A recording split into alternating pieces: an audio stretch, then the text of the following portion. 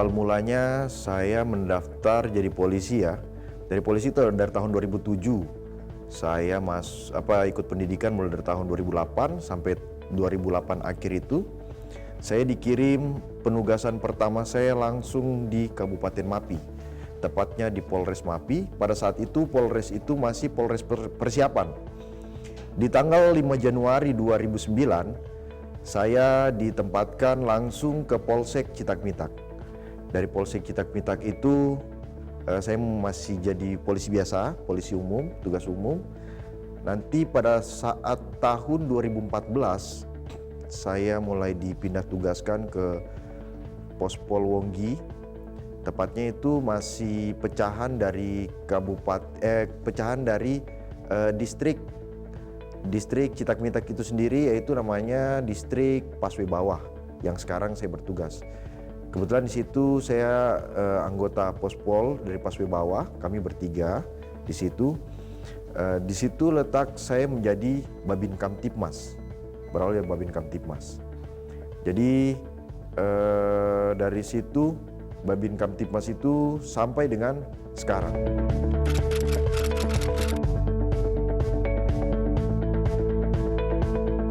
Latar belakang, ya bisa dibilang saya melihat sebetulnya di Papua ini banyak sekali yang menarik.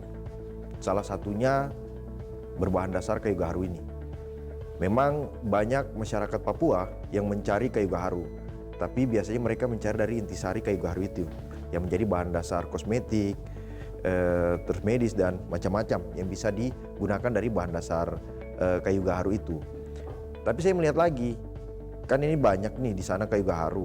Kira-kira apa lagi yang bisa dimanfaatkan dari kayu gaharu itu? Ternyata dari mama-mama Papua ini sendiri, mereka sering membuat yang mereka sebut itu dengan noken. Noken itu yaitu tas unik, tas tradisional yang berasal dari Papua, khas dari Papua.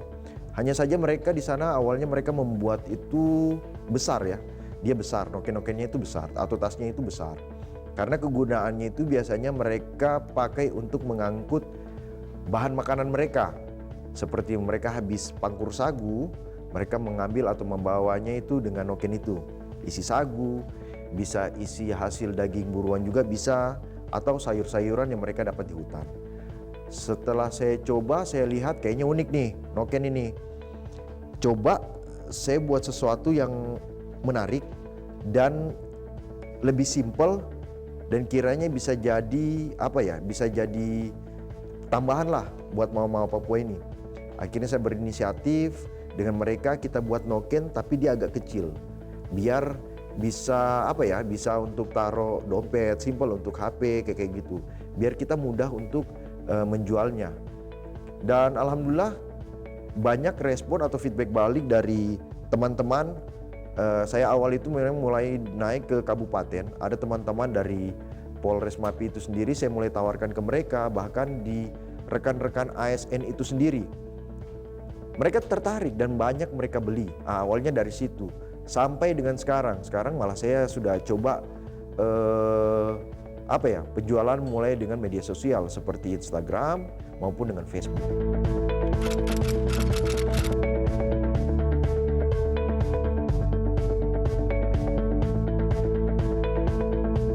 Sebetulnya mereka itu taunya itu kayu gaharu itu mereka jual. Mereka jual, di situ ada pedagang yang mereka memang mengepul atau mengumpulkan kayu-kayu tersebut. Mereka dapat informasi dari pedagang tersebut bahwa kayu ini sangat berharga dan mempunyai daya jual yang tinggi untuk kayu gaharu tersendiri. Gaharu itu sendiri. Jadi mereka dapat informasi tersebut dari dari pedagang itu. Ya gunanya untuk mereka menjual ke pedagang itu.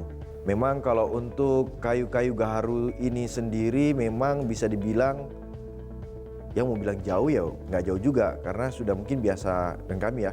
Biasa kami jalan itu cukup setengah sampai 1 jam. Karena memang pohon atau kayu gaharu ini sendiri memang dia tumbuh banyak di wilayah kami yang ada di Kabupaten Mapi ini. Jadi memang ya bisa dibilang, mau bilang jauh juga tidak, karena memang keseharian kami seperti itu, berjalan kaki.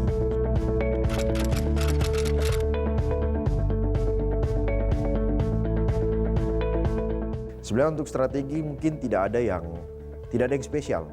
Mungkin kembali ke diri kita masing-masing sih.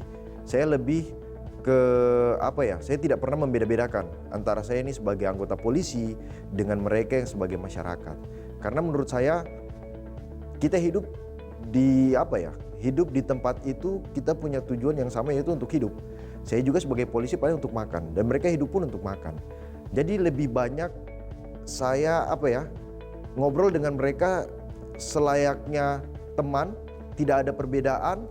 Yang kembali lagi mungkin menurut mereka merasa nyaman juga dengan saya, dengan apa yang saya lakukan, dengan cara mengobrol seperti biasa, berbaur dengan mereka seperti biasa, bahkan kita duduk sama rata seperti biasa. Jadi menimbulkan kenyamanan, bahkan timbulnya rasa keluarga. Akhirnya saya pun sekarang nyaman juga dengan mereka. Jadi kalau untuk pendekatan dengan mereka, kalau lebih dekatnya saya itu orangnya sering ngobrol sih.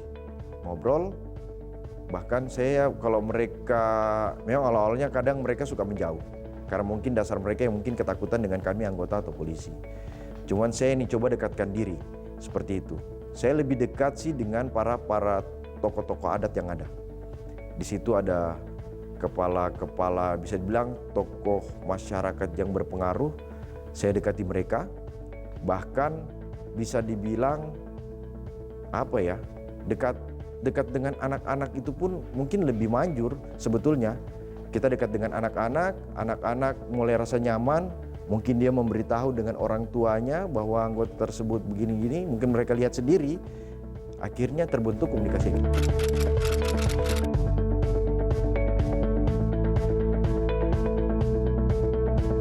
Jadi memang awalnya itu, kalau saya boleh jujur, memang kita pertama itu bisa dibilang tidak dipercaya. Kenapa? Kadang mereka mungkin melihat kita ini beda dengan mereka. Cuman saya menyampaikan, mungkin kita berbicara lebih dari hati ke hati. Karena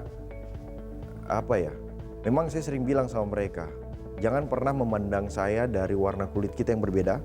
Jangan pernah memandang dari mungkin bentuk rambut kita yang berbeda. Karena sejujurnya kita ini diciptakan dari Tuhan dengan bentuk yang sama.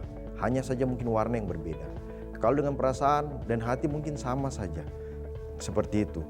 Jadi memang awal-awalnya mereka ada kata-kata seperti yang membentak, yang memarah. Cuman kita yang lebih sabar bagaimana caranya kita merangkul mereka sih. Dengan cara-cara seperti itu mereka pun luluh. Akhirnya mungkin merasa dengan ini bagaimana bisa merangkul mereka lah, seperti itu.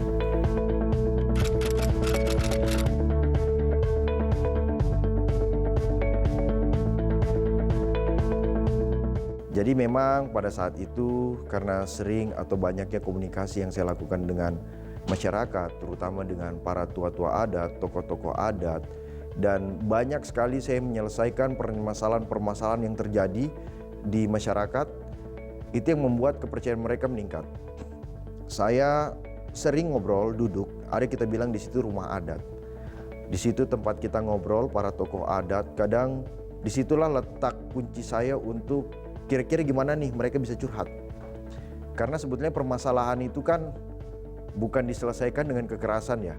Saya lebih mengingatkan mereka bahwa menyelesaikan masalah itu bukan dengan cara kekerasan, tapi dengan cara bagaimana kita duduk, tenang, berunding, dan mencari solusi.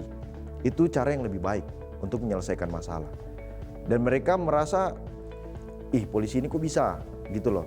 Bisa mendudukkan kedua belah pihak yang lagi emosi, duduk, dan kita mencari solusi-solusi. Dan itu saya lakukan berulang-ulang. Maka timbullah kepercayaan dari orang-orang tua atau tua-tua adat itu sendiri. Mereka mengangkat saya dan menganggap saya sebagai anak dari mereka. Maka timbullah atau inisiatif dari mereka mengangkat saya sebagai anak adat dan menjadi bagian dari mereka.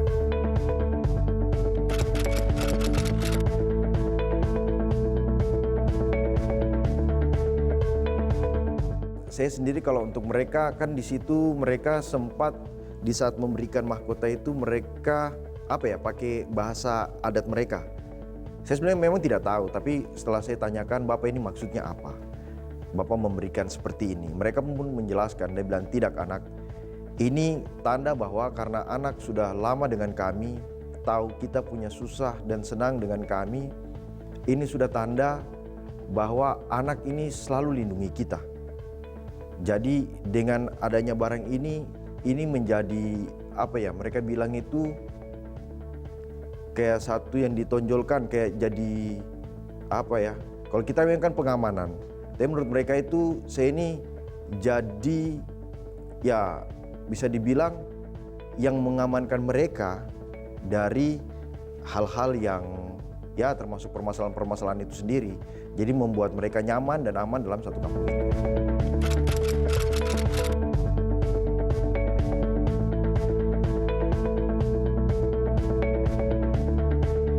Memang ada satu hari itu kepala, mau dibilang orang tua sekali, tokoh adat itu, saya sampai tidak sangka, bahkan dia sampai bilangnya tuh gini Pak, pakai bahasanya mereka apa ya, istilahnya saya bahasa Indonesia kan, dia mengucapkan bahwa anak ini anak yang buka tempat ini atau di Kampung Wonggi itu. Saya karena memang saya yang polisi pertama di situ, dia bilang anak yang buka ini yang kasih aman kita, yang kasih bagus kita, sampai orang bisa lihat keluar dengan kita punya adat istiadat. Dia orang luar tapi dia mau peduli dengan kita. Dia orang luar tapi dia mau bagaimana caranya kita punya adat istiadat ini dikenal orang lain.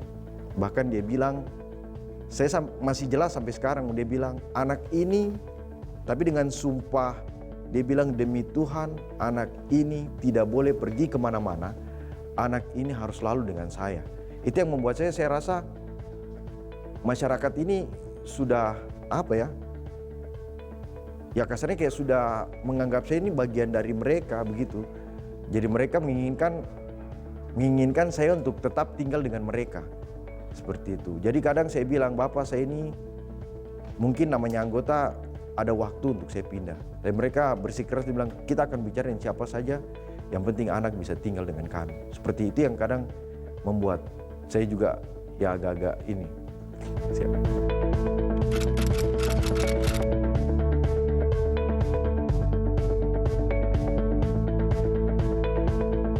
Memang selain saya, ya istilahnya yang tadi saya bilang duduk santai dengan mereka, memang ada saja kendala atau ada saja permasalahan-permasalahan yang terjadi.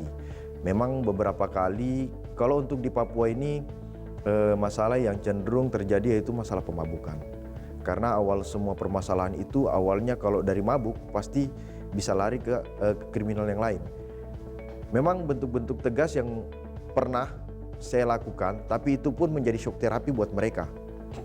Pernah sekali anak ini dia mabuk, anak muda ini dia mabuk, yang saya tidak terima karena dia memukul orang tuanya sendiri. Agar menjadi apa ya, contoh buat teman-teman yang lain agar hal itu tidak terulangi. Sehingga mari kita membangun sama-sama. Mari kita jangan dalam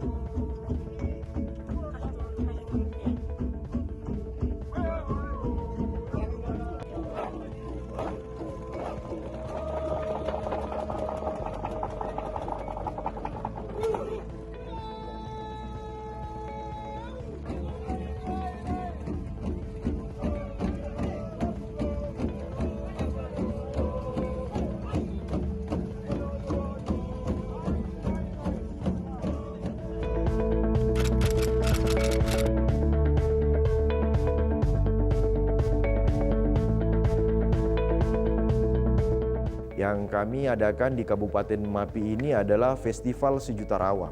Kenapa kami bilang Festival Sejuta Rawa? Karena memang wilayah kami di Kabupaten Mapi ini dia punya letak apa ya, bisa bilang letak geografis itu semua hampir rata-rata di situ adalah rawa. Beberapa saja yang ada daratan. Jadi kami kemarin pemerintah mulai menaikkan yaitu Festival Sejuta Rawa. Gunanya untuk menaikkan budaya, seni budaya yang ada di Kabupaten Mapi agar bisa terlihat, agar biar masyarakat di luar sana tahu loh bahwa Kabupaten Mapi ini mempunyai seni dan budaya yang sangat banyak, karena di situ sendiri punya suku budaya juga yang sangat banyak seperti itu. Dan untuk tarian-tarian tersebut memang benar bahwa di tarian-tarian tersebut itu banyak sekali menjelaskan soal tentang masuknya agama dari luar ke dalam. Ada juga, pokoknya tarian itu kan dia menjelaskan tentang cerita, banyak hal cerita. Ada juga tentang, pokoknya banyak lah tentang kehidupan mereka sendiri sehari-hari yang mereka angkat dalam sebuah tarian. Dan banyak hal budaya yang dilakukan, karena memang serentetan budaya waktu di atas perahu pun itu dilakukan banyak gerakan-gerakan tarinya, termasuk ini ada beberapa tarian di atas perahu itu. Di atas perahu yang perahu adat mereka itu, mereka buat tarian adat di atas perahu. Dan begitu kembali mereka pun menyambut gubernur ini ke arah, ya bisa dibilang pusat tempat untuk menaruh hiasan-hiasan seperti ukiran-ukiran itu, agar mungkin bisa melihat bahwa ini loh, ada juga hasil-hasil karya berupa, di situ ada noken, ada ukiran-ukiran berupa ukiran khas berbentuk kasuari, cendrawasih, bahkan di situ ada noken yang dari kecil besar, dan ada pula makanan-makanan khas dari makanan berat sampai dengan makanan ringan atau cemilan yang berbahan dasar dari sagu.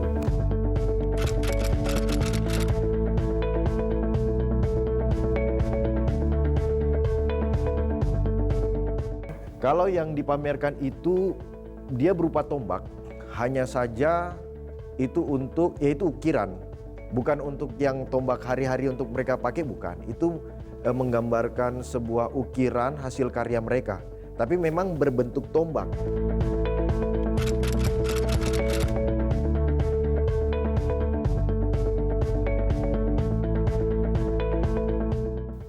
Sebetulnya jenis-jenis tari ini sebetulnya banyak sekali ya.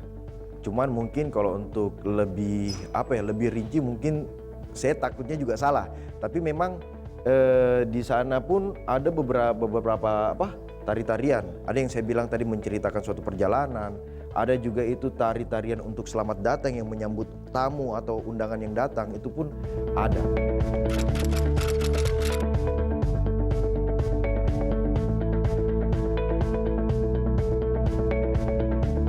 Kalau untuk kayunya ini sendiri Pak, yang setahu saya selama saya di sana, selama saya 15 tahun lebih di sana, kayu yang mereka pakai sebetulnya kalau yang dari zaman dulu punya yang paling bagus kayu yang mereka cari yaitu kayu katakau. Kita bilang di sana ada kayu katakau. Kayunya ringan tapi dia kayunya ringan, cuman dia kuat dan dia tahan lama.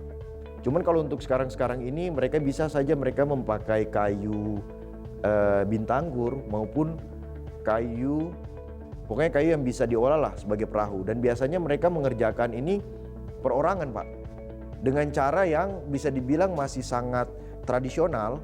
Biasanya mereka itu memakai kampak. Jadi mereka belah dulu dan mereka mulai bahasa kami di sana itu mulai dicungkil atau digali, mulai dikeruk sampai dia berbentuk seperti perahu. Kadang juga mereka kayak dirau di api, dibakar dulu untuk memudahkan mereka untuk digali sampai membentuk sebuah perahu. Jadi semua itu menggunakan alat yang sangat tradisional. Bisa jelaskan kalau bahwa kayu ini tidak ada yang direkatkan. Ini cuma satu pohon yang dibentuk atau diukir atau digali sampai menyerupai perahu. Jadi tidak ada sambung-sambungan. Dia memang satu pohon itu yang dibentuk menjadi perahu.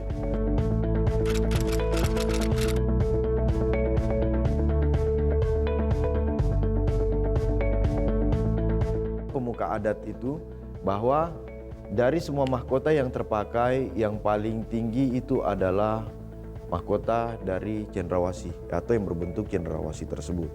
Saya juga awalnya saya kaget, tiba-tiba saya diberikan. Ya mau bagaimana?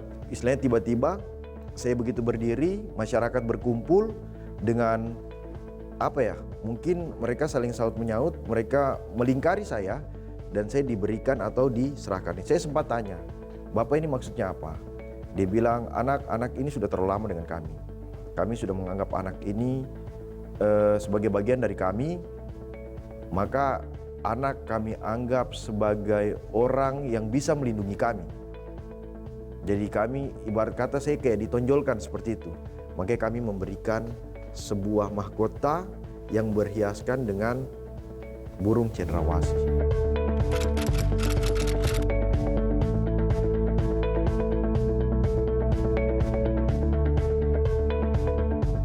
Sebenarnya tumbuhan namanya itu tumbuhan, kita bilang di sana tebu rawa. Kami kenal dengan nama tebu rawa. Tumbuhan ini seperti yang tadi mungkin Bapak lihat itu seperti enceng gondok, tapi dia versinya versi besar. Jadi tumbuhan ini biasanya kalau kami itu menjadi hambatan buat kami. Untuk tebu rawa ini sendiri memang kalau kita mau lalui atau kita mau lewati, kita harus tebang dia dulu. Dia harus tebang dulu, bersihkan dulu, baru kita bisa bisa dibilang kita mendorong kendaraan kita berupa speedboat atau fiber atau berupa perahu ketinting, kita dorong dulu. Karena memang tumbuhan ini dia terapung di atas air. Jadi kita harus cincang, bersihkan, mulai ada bisa untuk kita lewati baru kita bisa dorong. Seperti itu. Bahkan kadang kami pernah sempat bermalam juga karena terhalang oleh tebu rawa itu. Kita bermalam di hutan atau di pinggir sungai itu, karena kalau sudah capek, nanti kita lanjutkan di saat paginya. Tidak ada cara lain, cuman hanya akses lewat jalur sungai itu saja. Tidak ada, karena memang bisa dibilang masih hutan semua, Pak.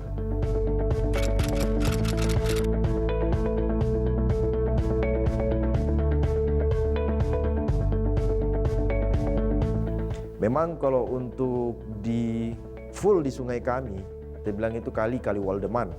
Sebetulnya tidak bisa disebut kali karena mungkin kali kita bisa berpikir atau membayangkan kali itu kecil.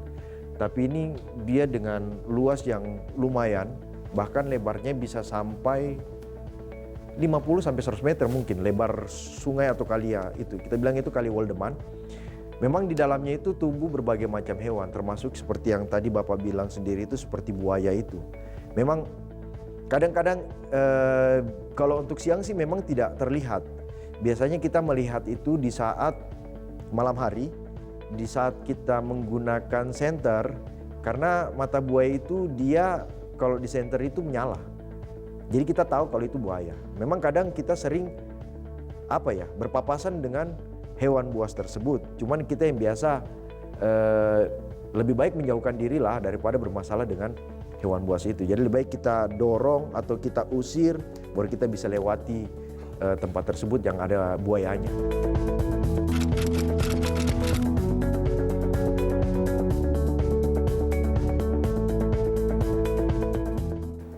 Saya bisa bilang MAPI itu aman, MAPI itu bisa dibilang indah. Karena MAPI itu mempunyai banyak spot-spot yang sebetulnya di luar sana belum pernah melihat.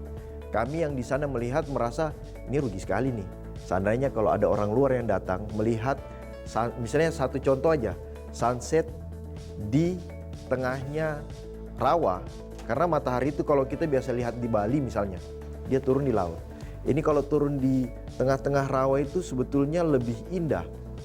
Seperti itu. Dan ini kita punya alam ini masih sangat asli. Hutannya masih sangat asli, hewan-hewannya pun masih terpelihara dengan baik. Banyak hewan-hewan yang mereka bilang itu hewan endemik di sana ya, seperti adanya rusa, burung cendrawasih pun masih ada di sana. Yang masih hidup di alam liar itu masih ada. Bahkan seperti yang kita bilang di sana walef, ada kanguru pohon, hewan-hewan endemik Papua itu kasuari, masih banyak di sana. Jadi kalau teman-teman di luar sana yang mungkin ingin melihat alam yang betul-betul asli, betul-betul kepingin refreshing, melihat hal-hal yang berbeda, yang unik, boleh main-main ke MAPI. Kami ada di sana, bisa komunikasi, bahkan kami bisa antar sendiri. Seperti itu, Pak. Dalam bahasa MAPI, ada quote ya, supaya orang juga tahu ternyata MAPI itu punya bahasa yang khas. Ya. Terus sekalian artinya, Pak? Siap.